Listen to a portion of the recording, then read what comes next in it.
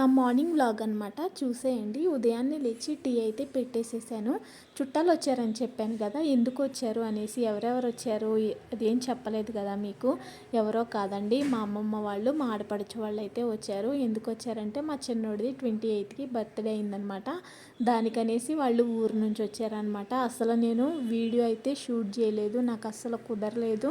వాళ్ళు వచ్చిన దగ్గర నుంచి 1-2 వీడియోలు అయితే పెట్టాను అనుకుంటా, అంతే. ఇంకా వీడియో అనేది అసలు పోస్ట్ చేయలేదు, షూట్ కూడా చేయలేదు. టైం అస్సలు లేదు. మా చిన్నోడి బర్త్డే కూడా నేను అసలు షూటే చేయలేదు, ఎందుకంటే వంట భారం అంతా నా పైనే పడింది, ఒక్కదాన్ని చేయాల్సి వచ్చిందనమాట. ఇంకా 70 మందికి బిర్యానీ, దమ్ బిర్యానీ అయితే చేశాను. అందువల్ల అయితే అసలు హడావిడి అయిపోయింది. ఇక అందుకని చెప్పేసి వీడియో అయితే నేనేం షూట్ చేయలేదు.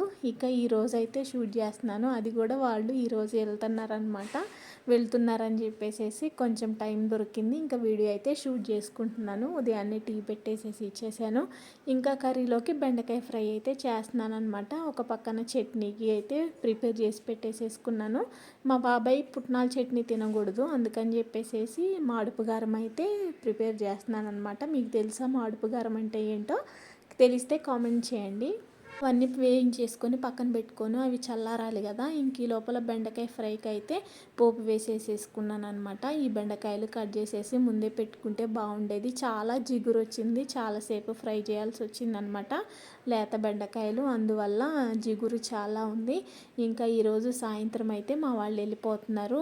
ఇన్ని రోజులు ఉండి ఇంట్లో అంతా బోసిపోతూ ఉంటుంది అందరు వెళ్తున్నారు అంటేనే.